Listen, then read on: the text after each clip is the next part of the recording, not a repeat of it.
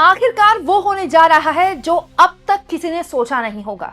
दोस्तों, ज्ञानेश कुमार, जिनका नाम आज देश का बच्चा बच्चा जानता है, जो सोशल मीडिया में किसी के लिए विलन, किसी के लिए हीरो हैं, जो आज इलेक्शन कमीशन के मुख्य चुनाव आयुक्त तो भले ही हों, लेकिन ऐसा कोई दिन नहीं जाता जब विपक्ष उनका नाम लेकर सरकार की आलोचना नहीं करता।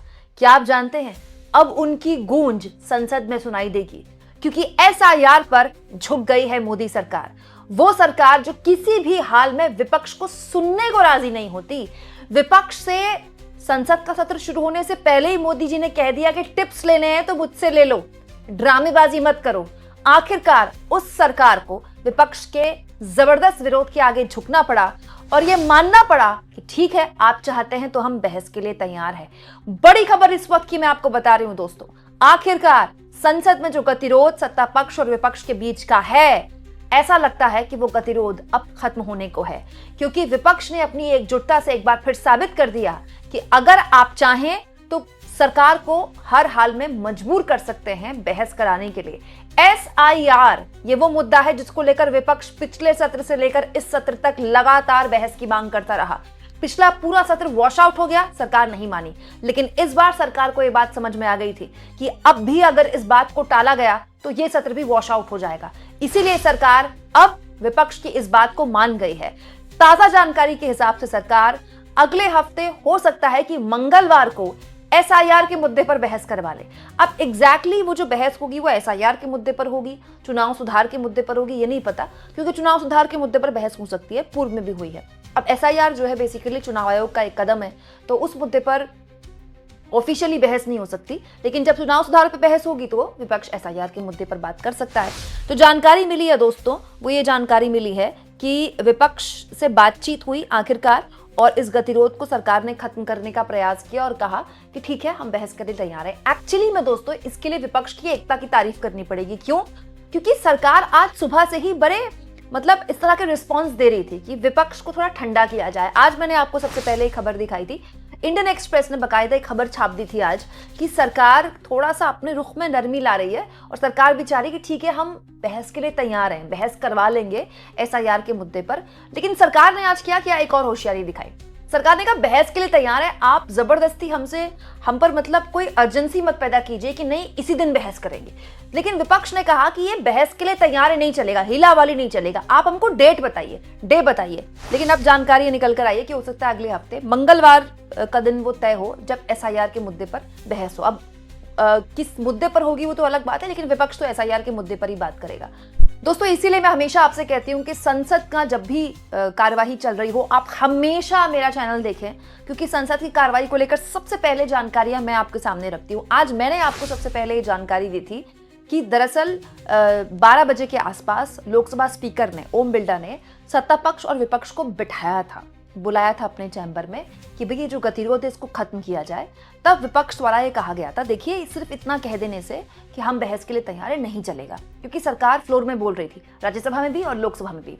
जो संसदीय कार्य मंत्री उन्होंने आज लोकसभा में बोला कि हम गतिरोध खत्म करने के लिए तैयार है, हम बहस के लिए तैयार हैं, हम हर मुद्दे पर बहस के लिए तैयार है, लेकिन आप इस तरह की अर्जेंसी मत पैदा कीजिए कि डेट बताइए।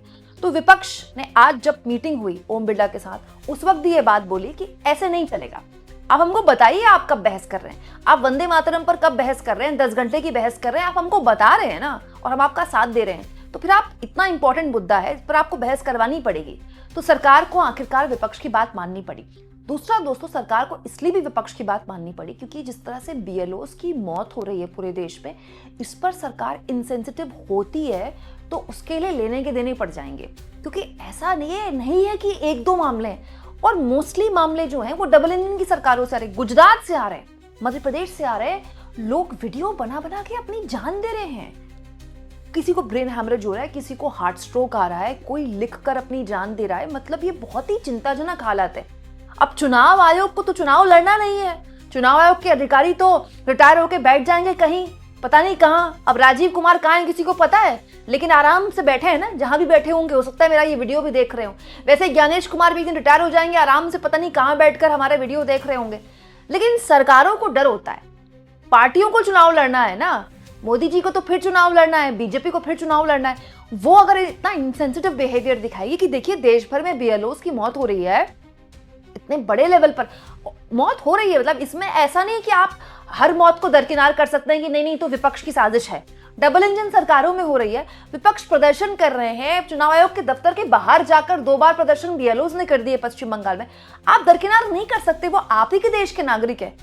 तो अब इस मुद्दे को अगर सरकार दरकिनार करती तो सरकार को ये हो जाता, कहने के लिए विपक्ष के लिए हो जाता कि ये इतने इंसेंसिटिव हैं कि इनको इस बात की भी शर्म नहीं है, इस बात का भी इनको चिंता नहीं कि इस देश के नागरिक किसी एक ऐसे संस्थान के काम में ऐसे बंध गए हैं, इतना परेशान है, प्रताड़ित है कि वो जान दे रहे हैं और सरकार बहस तक कराने को तैयार नहीं।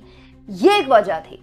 अगर बीएलओस की इतने बड़े लेवल पर जान ना जाती और एसआईआर होता रहता जैसे बिहार में हुआ था तो सरकार बहस ना कराती। ये भी एक रीजन था कि सरकार को बहस करवानी पड़ी कि आने वाले वक्त में अगर ये संख्या और बढ़ी, और क्योंकि अभी तो केवल 12 राज्यों में और केंद्र शासित प्रदेशों में हो रहा है, ठीक है, 9 राज्य हैं और कुछ केंद्र शासित प्रदेश है, अभी तो कई प्रदेशों में और होना है।